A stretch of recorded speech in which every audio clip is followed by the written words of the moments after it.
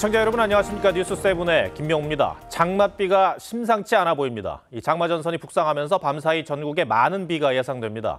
새벽부터 폭우가 쏟아진 제주도는 침수 피해가 잇따랐습니다. 이 북상한 장마 전선이 지나치고 있는 부산 연결하겠습니다. 김동영 기자, 지금 비가 많이 옵니까? 네, 오후 들어 빗방울이 떨어지기 시작하더니 현재는 제법 많은 비가 내리고 있습니다. 상습 침수지인 이곳 온천천은 평소 수보다 수위가 더 많이 올라간 상태입니다. 장맛비가 시작된 제주 산지에는 오늘 하루에만 230mm 넘는 장대비가 쏟아졌습니다. 특히 서귀포 성산에는 시간당 81mm의 물폭탄이 쏟아졌는데 6월 제주에 내린 시간당 강수량으로는 역대 최고치입니다. 이번 비로 제주에선 차량과 집이 물에 잠기는 등 30건이 넘는 침수 피해가 발생했습니다.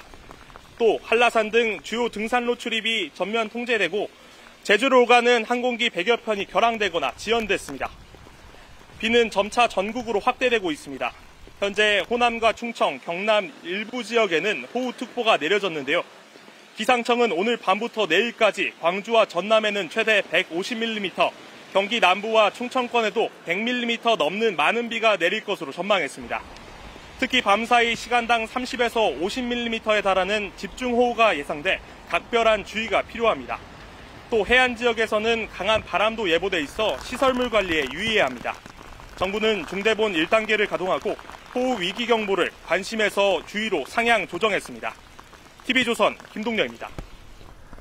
최근 이상기후 탓에 세계 곳곳에서 폭염과 폭우가 큰 피해를 입힌 경우를 많이 봐왔습니다. 우리나라도 다음 주 내내 대기가 불안해 집중적으로 비가 내리는 국지성 호우가 예상됩니다. 산림청은 오늘 전국의 산사태 위기경보를 주의로 격상하고 하천 범람 경계를 발동했습니다. 계속해서 김예나 기자가 보도합니다. 천리안 위성으로 본 오늘 오후 한반도 상공 비구름의 움직임입니다. 하얗게 표시된 구름대가 중부와 남부지방을 뒤덮었고 서서히 위로 올라갑니다. 기상청은 정체 전선을 따라 발달한 비구름대의 영향으로 다음 주 내내 장맛비가 내릴 거라고 보고 있습니다. 9일까지 대부분 지역에 예보가 되어 있어요. 특히 매우 강하고 많은 비가 내릴 가능성이 있으니까 최신 예보를 참고해 주셨으면 좋겠습니다. 내년 서울 강남구 등 일부 저지대를 물바다로 만든 국지성 집중호우가 올해도 반복될 것으로 예상됩니다. 전문가들은 한반도 주변 해수면 온도 상승으로 중국에서 넘어오는 공기가 습해져 대기가 더 불안정해질 것으로 내다봤습니다. 해수 온도가 높으면 훨씬 더 많은 수증기라든가 에너지를 공급받아요. 짧은 시간에 엄청난 비가 쏟아져 내리는 거죠. 올여름 전지구적으로 서태평양 수온이 올라가는 라니냐 현상이 시작되며 한반도 상공에 수증기 폭탄을 더할 거란 분석도 나옵니다. 빠르게 또 라니냐로 또 변경되고 있는 지금 상태라서 좀 이상기후 현상이 좀 불규칙하게 좀 많이 나타나지 않을까. 폭우 피해에 대비해 산림청은 오늘 낮 2시 산사태 위기경보 주의를 발령했고 기상청은 저지대 침수와 하천 범람에 유의하라고 당부했습니다. TV조선 김예나입니다. 네, 정치권 소식으로 이어가겠습니다. 국민의힘 당권주자들이 제2연평해전 승전 행사 기념식에 나란히 참석했습니다. 지지층을 겨냥한 안보 행보의 일환으로 보입니다. 여론조사상 앞서고 있는 한동훈 후보를 향해 배신 공방도 이어졌습니다. 정민진 기자가 보도합니다. 국민의힘 나경원, 한동훈, 원희룡 후보가 차례로 제2연평해전 전사들에게 헌화합니다. 특히 제2연평해전에서 전사한 고 한상국 상사의 배우자는 한동훈 캠프 후원회장을 맡기로 했는데 한 후보는 한 상사 이야기를 담은 그림 동화책을 소개하기도 했습니다. 어린이들이 많이 봐주셨으면 좋겠고 많은 분들이 더 많이 영웅들을 생각할 수 있었으면 좋겠습니다. 순정식에 이어 지난 총선 때 출마했던 인천 계양구를 찾은 원희룡 후보는 한 후보에 대한 공세 수위를 한층 높였습니다. 한 후보가 20년 인간관계를 배신했다며 배신의 정치 주장을 이어갔습니다. 인간관계를 하루아침에 배신하고 당원들을 배신하고 당정관계를 충돌하면서 어떤 신뢰를 얘기할 수 있다는 건가요? 이틀 만에 이명박 전 대통령을 다시 예방한 나경원 후보도 배신자 공세에 힘을 실었습니다. 국민을 위한 배신이 아니라 사익을 위한 배신이라면 그것은 다른 차원의 문제 아닌가 이렇게. 연이틀 대구 경북을 찾은 윤상현 의원도 대통령과의 신의가 없다면 당정 관계가 바로 설 수 없다며 한 후보를 겨냥했습니다. 역사하고 국민을 보고 정치하자. 뺄셈 정치가 아니라 덧셈 정치를 하는 정당으로 바꾸자. 한 후보 측은 다른 후보들의 공세에 하나하나 대응하지 않겠다는 입장입니다. TV조선 정민진입니다. 원구성 협상에 책임을 지고 사의를 표명했던 국민의힘 추경호 원내대표가 복귀했습니다. 이 초재선 의원들의 재신임 요청이 있었는데 닷새 만입니다. 민주당은 방통위원장 탄핵과 이 해병대원 특검 등 정부 압박 강도를 높이고 있죠. 이 추 원내대표가 풀어나가야 할 난제가 많습니다. 윤동빈 기자입니다. 원구성 협상 실패에 책임을 지고 물러났던 국민의힘 추경호 원내대표가 닷새 만에 업무에 복귀했습니다. 국민의힘은 지난 27일 의원총회에서 추 원내대표 재신임을 결의했습니다. 많은 생각을 하고 있습니다. 지금 의원님들 오셨기 때문에 말씀을 좀 듣고 생각을 정리를 하도록. 추 원내대표는 24시간 불이 꺼지지 않는다는 자세로 일하겠다며 민주당의 의회 독재 타도를 위해 절치부심 와신상담하며 치열하게 임하겠다고 했습니다. 추 원내대표가 결기를 다진 건 김홍일 방통위원장 탄핵안과 해병대원 특검법 등 민주당의 공세를 막아내기가 녹록지 않기 때문입니다. 민주당은 방통위의 공영방송 이사 선임 의결에 반드시 법적 책임을 묻겠다며 김홍일 위원장 탄핵 소추를 벼르고 있습니다. 민주당은 불법으로 점철된 방통위의 폭주를 저지하겠다며 다음 달 2일 김 위원장 탄핵 소추안을 본회의에 보고한 뒤 4일쯤 처리한다는 계획입니다. 김홍일 방통위의 방송 장악 쿠데타 기도에 취할 수 있는 모든 수단을 조치를 취하도록 하겠습니다. 민주당은 역시 오는 4일 해병대원 특검법도 통과시키겠다는 방침입니다. 민주당과 조국혁신당 등 야당은 해병대 예비역 연대가 주최한 특검과 국정조사 촉구 범국민 집회에도 참석하며 여당을 압박했습니다. TV조선 윤동빈입니다. 네, 김진표 전 국회의장이 자신의 회고록에서 윤석열 대통령이 헬로윈 참사 조작 가능성을 언급했다고 해 논란입니다. 이에 대해 김 전 의장이 의도와 달리 일이 커져 유감스럽다는 입장을 밝혔습니다. 하지만 여야 공방은 계속되고 있습니다. 최원희 기자가 보도합니다. 김진표 전 국회의장 회고록에서 논란이 된 부분은 윤석열 대통령이 헬로윈 참사에 대해 특정 세력에 의해 조작될 사건일 가능성이 있다고 말했다는 대목입니다. 민주당 박홍근 의원도 좌파 언론이 사람이 몰리도록 방송을 내보낸 의혹을 윤 대통령이 언급했다는 말을 김 전 의장으로부터 들었다고 주장하며 논란을 키웠습니다. 조작했다라고 하는 생각을 갖고 있다면 이거 대통령의 자격으로서도 참 문제가 있다고 생각하고요. 논란이 커지자 김 전 의장은 자신의 SNS에 의도와 달리 논란이 되고 있어 매우 유감이라고 했습니다. 극단적 소수 의견이 보고되고 있는 건 아닌가 하는 우려를 전하려는 취지였다고 해명한 겁니다. 평소 국정 현안에 대한 대통령의 소신과 추진력을 높게 평가해왔다고 하기도 했습니다. 대통령실 반박에도 사족을 붙이지 않겠다고 했던 김 전 의장이 입장을 바꾼 겁니다. 국민의힘은 아니면 말고식으로 빠져나가는 민주당 특유의 전략이라며 비극적 사건을 또 정치적으로 이용한다고 비판했습니다. 그 부분만 탁 떼어내서 대통령이 이런 생각을 가지고 있더라라고 책에 썼다고 하면 이거는 국회의장으로서 굉장히 무책임하다. 하지만 민주당은 또다시 국민에게 독해 평가시키지 말고 대통령이 직접 해명하라며 공세를 이어갔습니다. TV조선 최원입니다. 네, 민주당 이재명 전 대표의 4가지 재판 중 하나인 공직선거법 위반 사건과 관련해 오는 9월 6일 이 전 대표의 최후 진술과 검찰 구형이 이뤄집니다. 선거법 위반 혐의는 이 전 대표가 대선에 출마할 수 있느냐와 이 선거 비용 보전 문제가 달려 있어 파장이 예상됩니다. 이재준 기자가 자세히 설명하겠습니다. 이재명 전 대표는 지난 대선 과정에서 대장동 사업 실무 책임자 고 김문기 성남도시개발공사 처장을 모른다고 하는 등 허위 사실을 공표한 혐의로 2022년 9월 재판에 넘겨졌습니다. 제가 뭐 실제로 하위 직원이라서 기억이 안 나고요. 그 사람들은 저를 다 기억하겠죠, 당연히. 저는 그 기억에 남아있지 않은 사람이었는데. 법원은 기소 2년 만인 오는 9월 6일 결심 공판을 열고 이 전 대표의 최후 진술과 검찰의 구형을 들을 예정입니다. 통상 검찰 구형 뒤 한두 달 안에 선고가 이루어지는 걸 감안하면 이 대표 선고도 이르면 오는 10월에서 늦어도 11월에는 이루어질 것으로 보입니다. 공직선거법상 후보자가 낙선하더라도 당선 무효에 해당하는 벌금 100만 원 이상이 확정되면 후보를 낸 정당은 보전받은 선거 비용을 반환해야 합니다.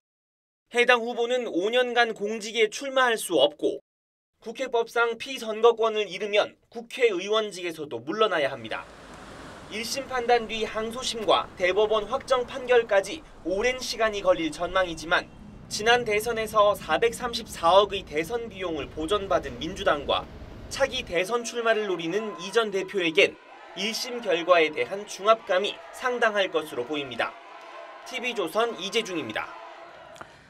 네, 23명의 희생자를 낸 화성공장 화재 소식입니다. 화성과 안산에 합동 분향소가 마련됐는데 많은 추모객들이 찾아와 같은 마음으로 애도했습니다. 고승현 기자입니다. 30대 중국 국적의 여성이 국화꽃을 올려놓고 하염없이 눈물을 흘립니다. 이국 땅에서 숨진 친구의 안타까운 사고 소식을 듣고 한 걸음에 달려왔습니다. 아들이 중국에 있거든요. 중국에 갔다가 다시 들어온 지는 2주밖에 안 됐어요. 그래서 이번에 거기 다시 들어갔는데 이렇게 사고 당한 거예요. 주 한 라오스 대사도 분향소를 찾았습니다. 이번 사고로 희생된 외국인 사망자 18명 가운데 한 명은 라오스 국적입니다. นี่เกิดขึ้นอีกในอนาคตเพื่อรักษาชีวิตของคนที่เรียกอยู่ในสถานที่ออกงาน 외국인이 많이 모인 안산 다문화 거리에도 분향소가 마련됐습니다. 화성시 관내 3곳과 이곳 안산에 마련된 분향소에는 주말을 맞아 희생자들을 추모하기 위한 발걸음이 이어졌습니다. 한쪽에는 외국어로 쓰인 추모 메시지가 적혀 있습니다. 우리도 다 같이 일하는 동포들인데 애들 나이도 너무 어리고 우리는 나이는 좀 많지만 부모 심정은 다 한 가지잖아요. 정부는 희생자 유족에게 한시적으로 무비자 입국을 허용했습니다. 내일 오전에는 희생자 1명의 발인이 치러질 예정입니다. 경찰은 다음 주 초 아리셀 대표 등 회사 관계자들을 불러 조사할 방침입니다. TV조선 고승현입니다. 무더위 속에 한 아파트 단지에서 물과 전기가 끊겨 500가구 넘는 주민들이 불편을 겪었습니다. 전남에서는 축사에 불이 나 돼지 1,200마리가 불에 탔습니다. 사건 사고 소식 류태영 기자가 보도합니다.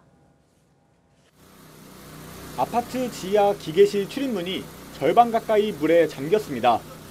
배수 펌프가 굉음을 내며 물을 빼냅니다.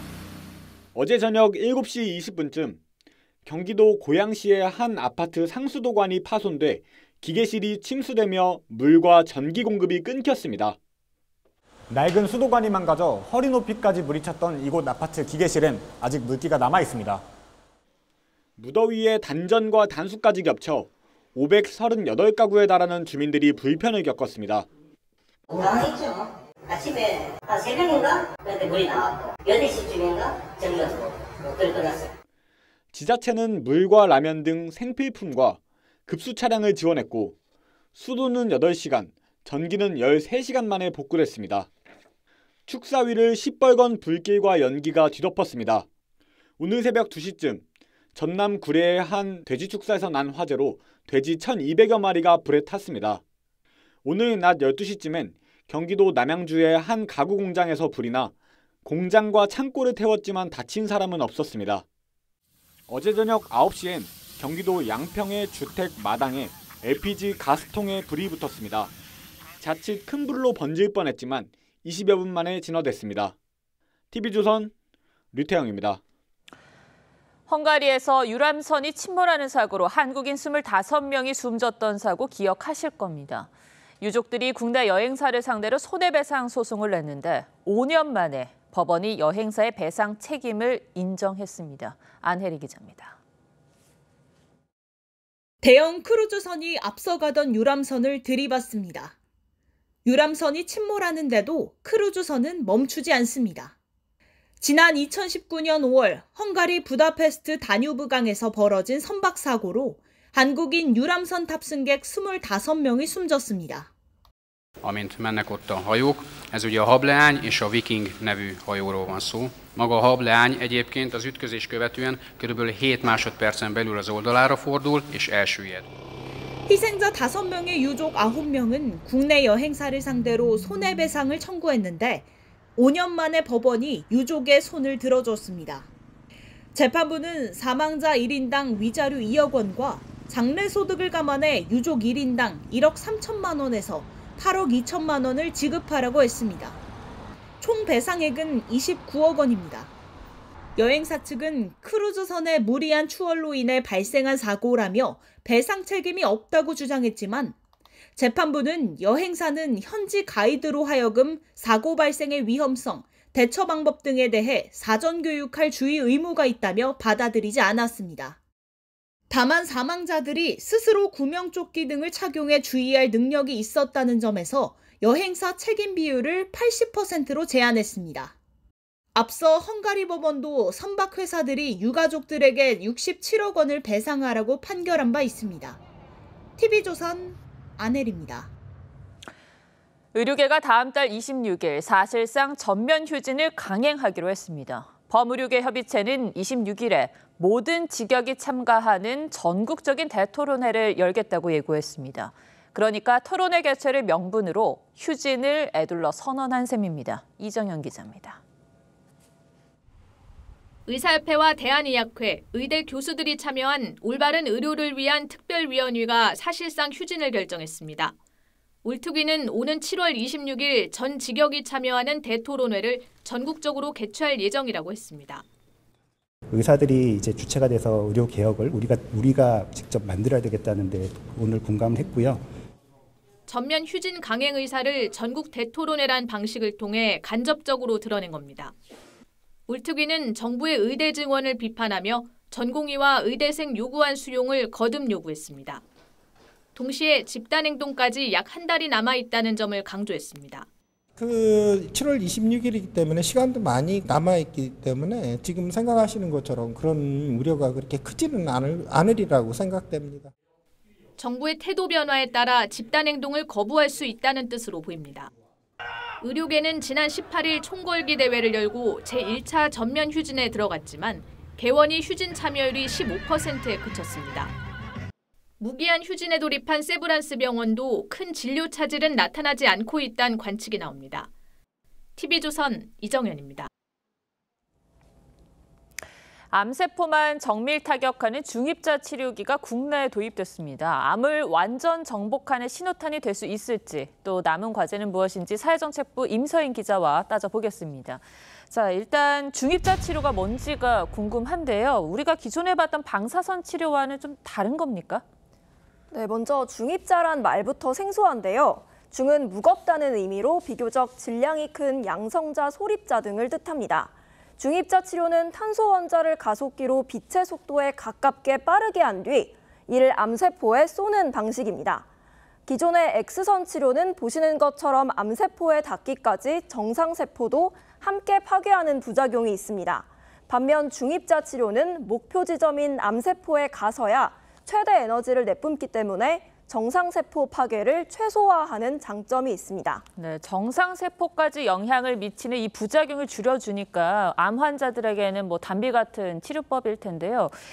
중입자 치료 받는 방법은 간단합니까? 네, 영상을 준비했는데요. 60대 폐암 초기 환자가 이렇게 치료대에 엎드리면 의료진이 모니터로 환자의 호흡과 맥박 등을 살피며 중입자를 쏠 위치를 확인합니다. 그리고 중입자를 조준하는데요. 치료 시간은 환자마다 다르지만 이 환자의 경우 5분이 걸렸습니다. 직접 들어보시죠. 수술해서 제 주위에 절제를 하고 힘들어하는 모습들을 많이 봐서 그걸 안 하는 방법을 찾다 보니까 이 치료를 하면 입원도 안 해도 되고 그냥 엎드려 있는 거 말고는 제가 힘든 부분이 전혀 없었어. 이렇게 누워만 있으면 고통 없이 암세포가 제거된다니까 정말 꿈의 치료법처럼 들리는데요.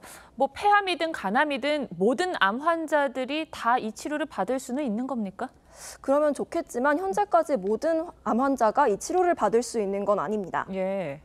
국내에선 전립선암 환자부터 적용돼 지난 1년 동안 총 292명이 치료를 받았고 췌장암과 간암, 최근엔 폐암 환자에게도 치료가 확대됐습니다. 의료진은 다른 암 환자에게도 중입자 치료 확대를 목표로 하고 있지만 암이 많이 진행되거나 암세포 표적이 힘든 혈액암 등 특정 암들은 치료가 힘들다는 한계가 있습니다. 의료진 얘기 들어보시죠. 향후에 이제 더 치료 영역이 확장되면 2기나 3기 초반까지는 일본 같은 데서도 지금 연구를 진행을 하고 있고 저희도 조금씩 그런 적응증을 확대해 나가려고 하고 있습니다. 네, 그런데 중요한 건 효과잖아요. 암세포가 얼마나 제거되는 겁니까? 중입자 치료는 기존 방사선 치료보다 암세포를 2~3배 더 많이 제거하는 것으로 알려집니다. 일본은 이미 이 치료가 어느 정도 대중화된 나라인데요. 연구 결과 암이 재발하지 않을 확률이 보시는 것처럼 폐암은 3년 동안 80에서 90%, 췌장암은 80%, 간암은 4cm 미만 종양의 경우 92%가 되는 걸로 나타났습니다. 네, 지금까지 임 기자 설명을 쭉 들어보면 모든 게 다 좋아 보이는데 이제 문제는 비용이 걱정입니다. 꽤 비싸겠죠? 네, 치료 비용은 매우 비싼 편입니다. 보시는 것처럼 6천만 원에서 7,500만 원 선이고 건강보험 적용이 안 돼 전액을 환자가 부담해야 합니다.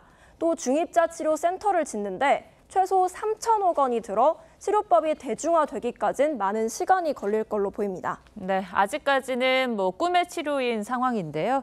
비용 문제는 풀어야 할 과제인 것 같습니다. 임 기자 잘 들었습니다.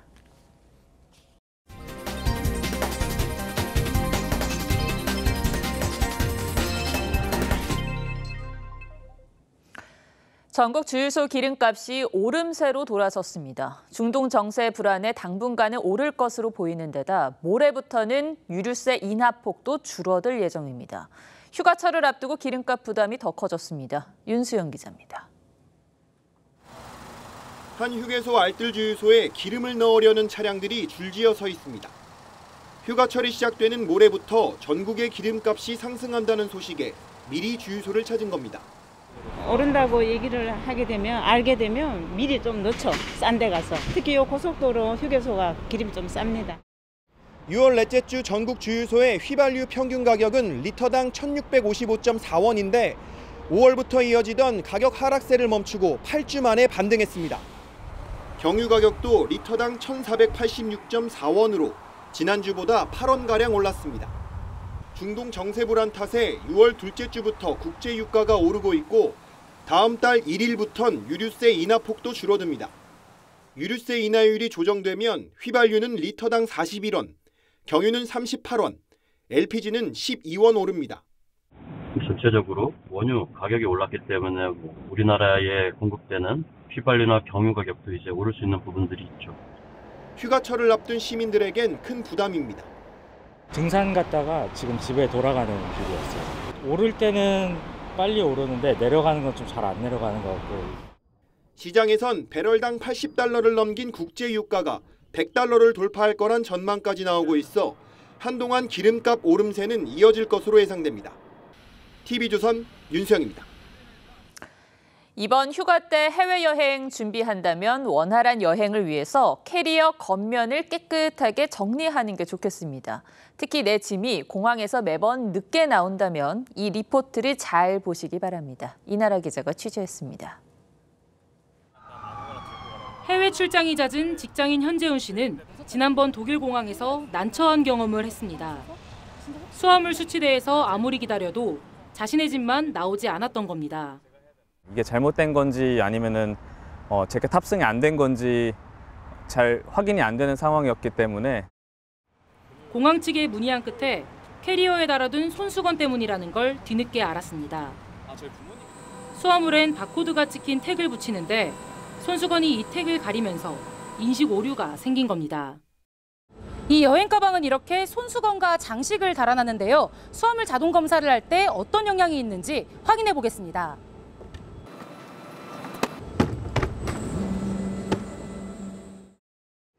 인식 오류를 일으켰습니다.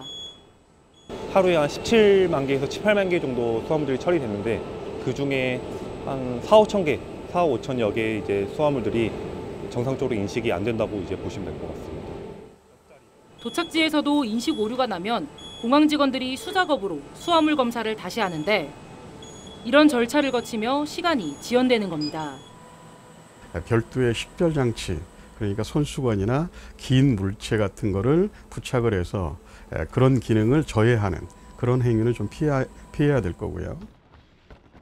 여름 휴가철을 앞두고 내 짐이 없어진 건 아닐까 걱정하지 않기 위해선 캐리어 관리에도 신경 써야 한다는 지적입니다. TV조선 이나라입니다.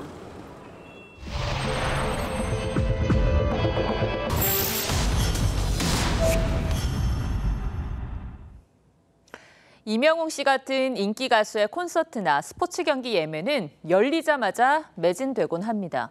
사람이 아무리 애를 써도 명령을 반복 수행하는 매크로 프로그램을 못 이기기 때문인데요. 매크로 대행업체까지 성행하지만 단속도 이루어지지 않습니다. 소비자 탐사대 윤재민 기자가 그 실태를 들여다봤습니다. 교통안전공단 교육시설이 예비 택시기사들로 북적입니다. 2020년부터 무사고 5년이면 안전교육만 받아도 개인 택시 영업이 가능해지면서 수강전쟁이 벌어지고 있는 겁니다. 첫날에 탈 접수도 완료하시고 대기까지 걸어놓으신 상황이다 보니까 이제 다음 분기를 노리시는 방법밖에 없으시죠. 수강 예약을 못해 1년 이상 기다리는 경우도 많습니다. 1년 걸렸어요. 저는 재작년부터 했는데 PC방도 가고. 온라인상에선 매크로 프로그램으로 안전교육 예약을 대신 잡아주겠다는 대행업체까지 등장했습니다. 닷새간 52만 원인 안전교육 일정을 대신 잡아주는 대가로 교육비에만 먹는 50만 원을 받는 업체도 있습니다. 제가 하면은 10%도 안 될 텐데 자기네들은 70에서 80%가 자신 있다. 뭐 일단 50만 원이다. 매크로란 지정된 명령어를 자동으로 반복 입력하는 프로그램으로 명절 기차표나 콘서트 좌석을 순식간에 싹쓸이합니다. 사람이 누르는 것보다는 기계로 누르는 게 좀 더 빠르기도 하고요. 정각에 접속을 한다고 해도 기계보다 정확할 수는 없잖아요. 영어 유치원에서 공공 테니스장까지 선착순 예약이 진행되는 곳마다 매크로 업체가 활개를 치지만 처벌은 제대로 이뤄지지 않고 있습니다. 지난 3월 개정공연법 시행으로 매크로를 이용한 입장권 부정 판매가 금지됐지만 예약 대행업체를 처벌할 법적 근거는 빠져있기 때문입니다. 거래하는 것 자체는 어차피 그 해당 프로그램에 대한 저작권은 저희에 있기 때문에 그건 상관없거든요. 경찰청은 매크로 예약 대행업체의 경우 업무방해 혐의 적용이 가능하지만 적발과 처벌은 어려운 게 사실이라고 했습니다. 소비자 탐사대 윤재민입니다. 네, 바이든 트럼프 두 후보의 TV 토론이 미국 대선에 큰 변수가 될 것이란 전망이 많았습니다. 실제 토론 장면을 본 유권자들이 트럼프에게 후한 점수를 주면서 이 바이든의 대선 가도에 빨간불이 켜졌습니다. 민주당의 우호적인 언론들도 이 바이든 후보로는 어렵겠다는 논평을 쏟아내고 있습니다. 민주당 후보를 교체해야 한다는 여론까지 고개를 들면서 이 바이든 퇴진론에 불이 붙고 있습니다. 김지영 기자가 보도합니다. 다시 선거 유세에 나선 바이든 대통령은 고령 이슈를 의식한 듯 목소리를 높였습니다. I know how to get things done. I know like millions of Americans know. When you get knocked down, you get back up. 자신이 젊지는 않지만 대통령직은 수행할 수 있다며 중도 하차론에 선을 그었습니다. 여론은 싸늘합니다. TV 토론 뒤 여론조사 결과 민주당 승리를 위해 후보를 교체해야 한다는 응답이 49%에 달했습니다. 미국 내 진보 성향 언론들도 바이든이 공익을 위해 물러나야 한다는 사설을 쏟아냈습니다. 트럼프 전 대통령은 기세를 잡은 듯 의기양양합니다. As every American saw firsthand last night, this election is a choice between strength and weakness, competence and incompetence. 바이든 퇴진론을 언급하면서 대체 후보 중 바이든보다 지지율이 높은 사람이 없다며 평가절하했습니다. 처참한 여론에 오바마 전 대통령까지 나서 진실과 거짓의 대결이라는 것은 변하지 않는다며 바이든 구하기에 나섰지만 부진했던 토론 여파로 바이든의 위기는 계속될 것으로 보입니다. TV조선 김주영입니다. 최근 푸틴 대통령이 방북했을 때 북한 김정은 위원장에게 러시아 고급 차량을 선물했는데 한국산 부품이 많이 사용된 차량이라고 합니다. 김정은은 최근 한국을 주적이라고 했죠. 이 고급 자동차를 선물 받고 김정은은 성능이 좋다며 감탄했습니다. 이정민 기자가 보도합니다. 북한 김정은 위원장과 푸틴 러시아 대통령이 함께 검은색 고급 차량에 오릅니다. 푸틴이 김정은에게 선물한 러시아 고급 리무진, 신형 아우루스입니다.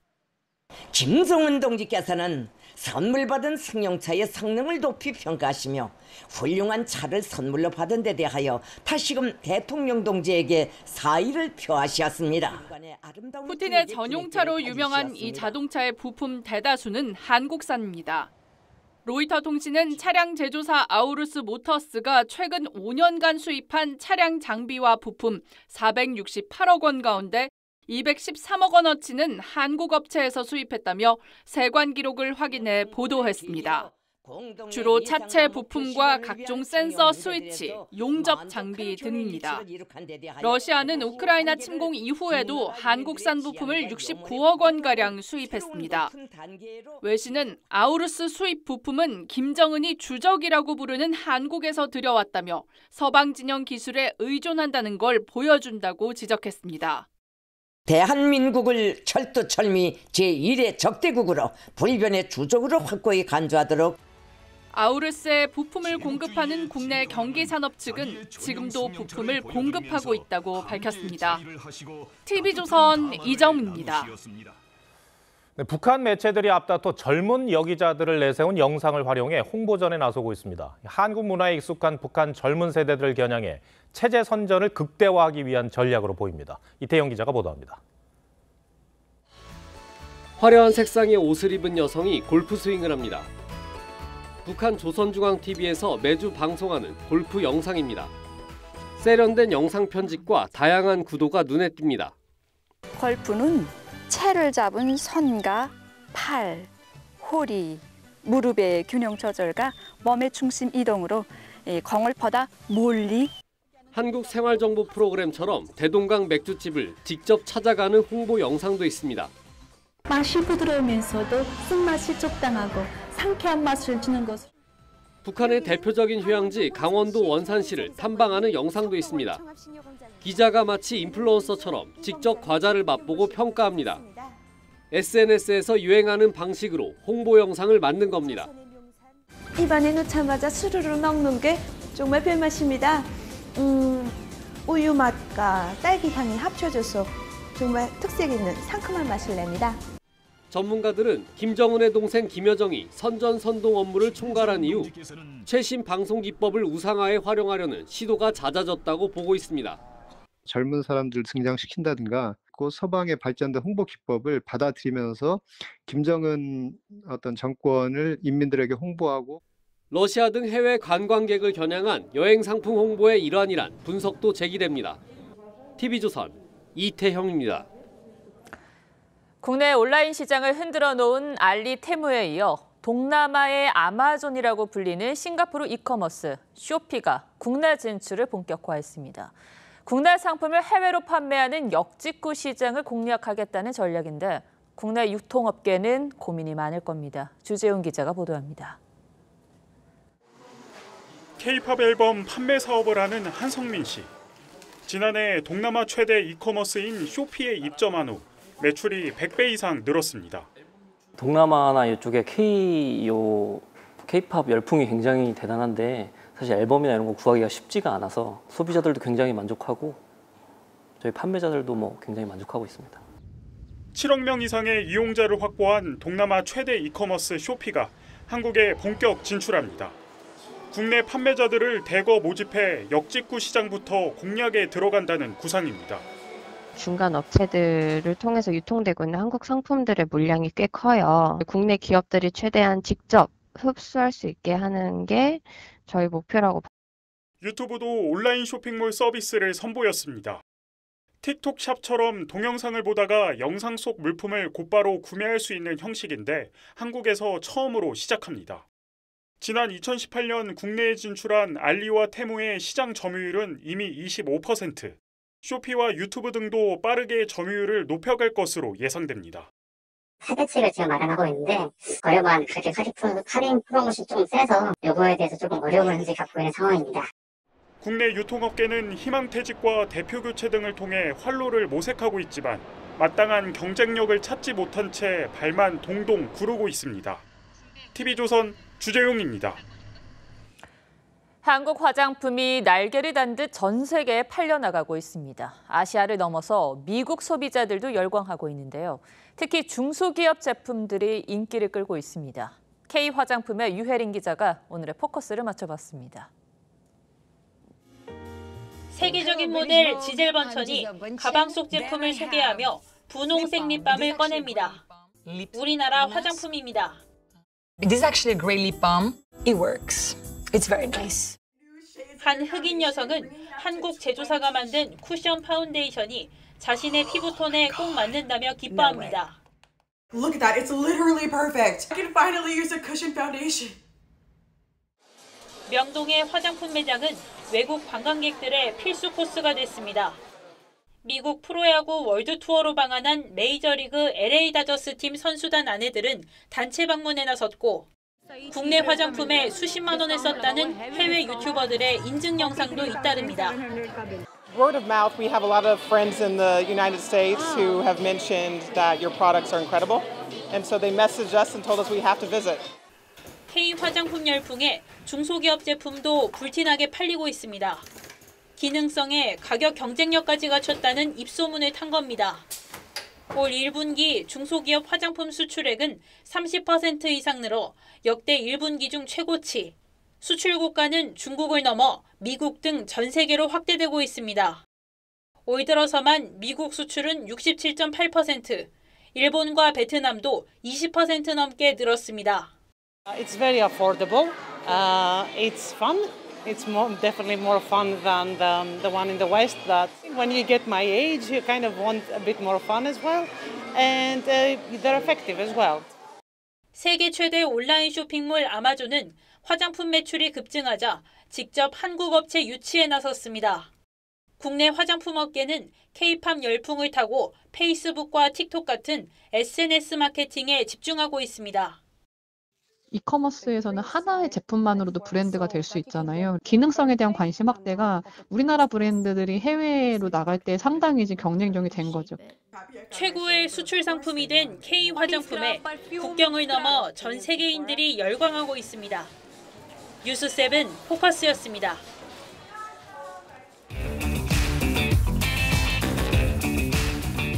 뉴스야 시작합니다. 정치부 최지영 기자 나와 있습니다. 첫 번째 물음표 볼까요? 네, 첫 번째 물음표는 법대로면 다 된다입니다. 네. 지금 보시는 이게 민주당 법사위원장인 정청래 의원이 국민의힘으로부터 윤리위 제소를 당했죠. 네, 맞습니다. 정 위원장도 맞제소를 했죠. 네, 그렇습니다. 이 당초 여당 의원 전원을 제소하겠다 이렇게 얘기를 했었는데 이에 대해서는 민주당 원내지도부가 만류했다고 하거든요. 자신에게 인신모욕성 발언을 했다면서 일단 2명만 제소를 했습니다. 그러면서 법사위를 법대로 운영하겠다는 말로 고압적 태도가 논란이 됐던 기존의 운영 방식을 전혀 바꿀 생각이 없음도 분명히 했습니다. 네. 지난 21일이었습니다. 해병대원 특검법 입법 청문회에서 정 위원장의 태도가 논란이 됐습니다. 네, 맞습니다. 물론 해병대원 특검법, 그러니까 해병대원 순직 사건과 관련해서 여러 의혹을 받고 있는 당사자들이었던 것은 분명 맞습니다. 다만 의혹을 밝히겠다는 건지 망신을 줘서 지지층의 환호를 받겠다는 건지 모를 정도였습니다.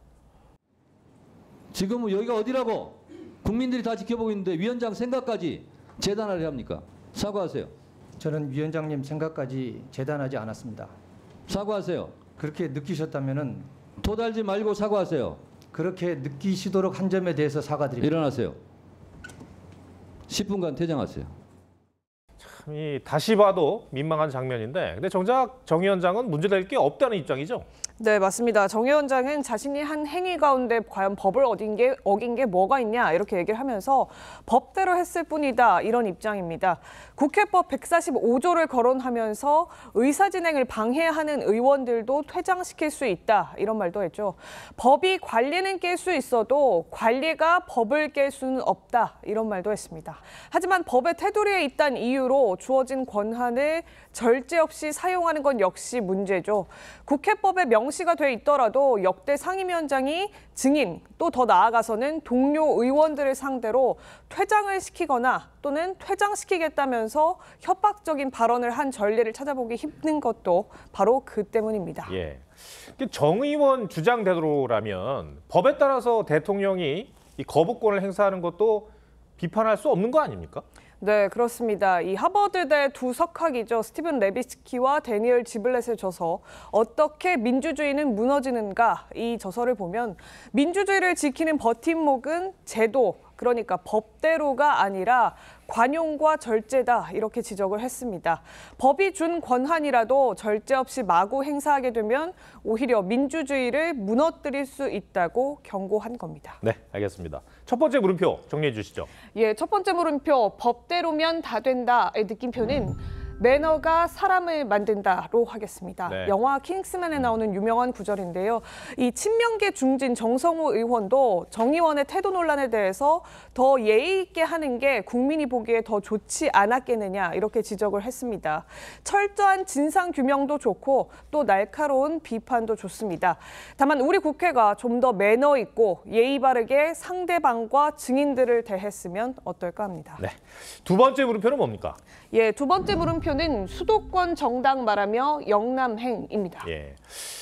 국민의힘 당권 주자들이 초반부터 이 영남 민심 잡기에 주력하는 모습이에요. 네, 그렇습니다. 특히 한동훈 후보는 총선 때부터 국민의힘이 수도권 정당이 돼야 한다는 점을 강조해왔죠.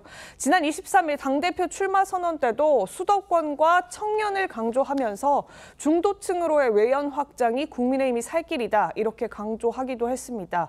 그런데 한동훈 후보가 지역 일정으로 가장 먼저 달려간 곳이 대구였고요.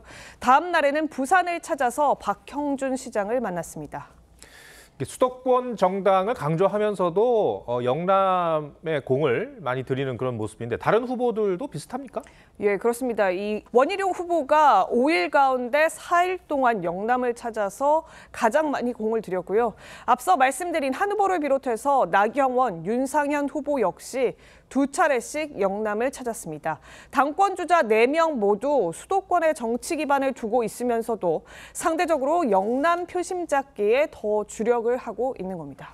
아무래도 이 당내 선거이기 때문에 전통적인 지지층을 먼저 잡아야 되는 게 또 이해가 가기도 합니다. 네, 맞습니다. 실제로 국민의힘 책임당원의 약 40%, 그러니까 80만 명이 영남에 몰려 있습니다. 수도권의 경우는 36% 정도인데 이보다도 많은 수치죠. 다만 총선 패배의 원인 가운데 하나로 꼽혔던 영남 중심 정당, 수도권 민심과의 괴리를 극복할 만한 행보는 당권 주자들에게 상대적으로 좀 부족한 게 아니냐, 이런 지적이 나오는 것도 사실입니다. 예, 지난 전당대회 때는 이른바 윤심이 크게 작용을 한 것 같다, 이런 평가가 나왔었는데 이번에도 윤심 얘기가 나오고 있죠? 네, 맞습니다. 특히 이 원희룡 후보는 한 후보가 윤 대통령과 10초도 채 통화하지 못했다, 식사 자리에는 가지도 않았다, 이런 사실들에 대해서 공개를 하면서 반윤 후보라는 점을 강조하고 있습니다. 실제로 윤석열 대통령 외곽 조직 모임에서 다른 세 후보는 초청을 했지만 한동훈 후보는 초청하지 않은 걸로 알려지기도 했죠. 후보들의 메시지 상당 부분이 친윤, 비윤, 반윤, 나아가서 절윤 같은 윤 대통령과의 관계 설정에만 집중돼 있다는 지적도 나옵니다. 네, 그렇군요. 알겠습니다. 두 번째 물음표도 정리해 주시죠. 네, 두 번째 물음표, 수도권 정당 말하며 영남행의 느낌표는 수도권 상임위원장 0명으로 하겠습니다. 네. 이 국민의힘 목 7개 상임위원장의 수도권 의원이 따져봤더니 한 명도 없었습니다. 변화와 혁신을 강조하면서도 실제로는 도로 영남당이라는 현주소를 잘 보여준 것이다, 이런 지적이 나오는데요. 전통 지지층 표심, 또 윤심 잡기 못지않게 전국 정당을 향한 비전 경쟁을 보고 싶어하는 여권 지지자들 적지 않을 듯합니다. 네, 최지영 기자 잘 들었습니다.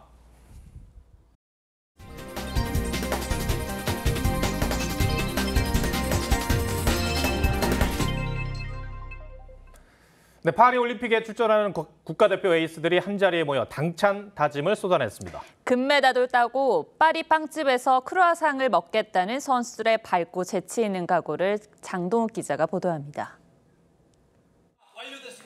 올림픽이 30일도 채 남지 않은 상황에서 맹훈련 중인 선수들이 짬을 내 한 곳에 모였습니다.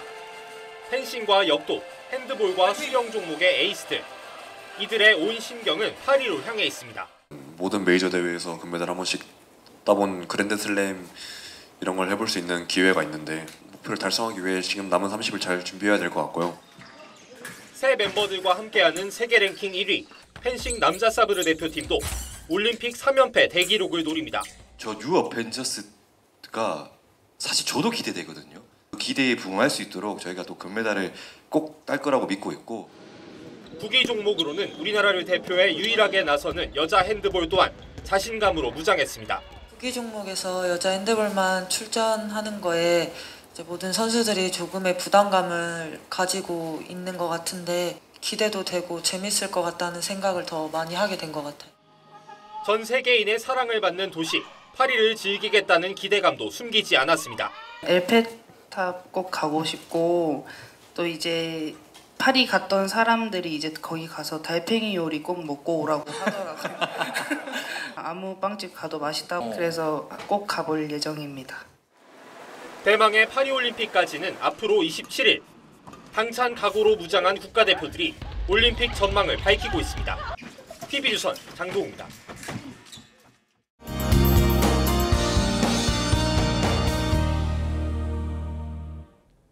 경기 남부와 충청 이남 곳곳으로 호우특보가 발효된 가운데 비구름이 강하게 발달해 있습니다.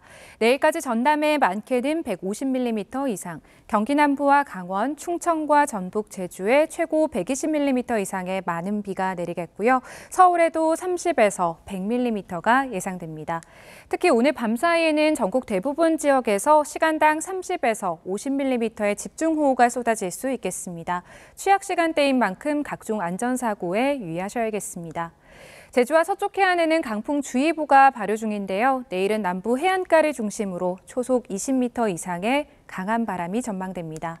내일 낮 기온은 서울이 28도로 오늘보다 4도가량 낮겠습니다. 오후에 대부분 비가 그치고 나면 습도 때문에 체감온도는 보시는 것보다 더 높을 수 있겠습니다. 다음 주 내내 대부분 지역에 장맛비가 내리겠습니다. 날씨였습니다. 심리학자 폴 에크만은 얼굴 표정을 토대로 인간 감정을 기쁨, 슬픔, 분노 등 6가지로 구분했습니다. 하지만 살다 보면 이 6가지로 설명되지 않는 불안, 부러움 같은 오묘한 감정들이 우리 내면을 들락날락합니다. 이런 감정을 캐릭터화한 애니메이션 영화가 국내 500만 관객을 돌파하고 전 세계 흥행 수입은 1조 원을 넘어섰습니다. 애니메이션 영화가 세대 구분 없이 인기를 얻는 건 누구나 겪는 감정이자 핵심 캐릭터인 불안이 덕분입니다.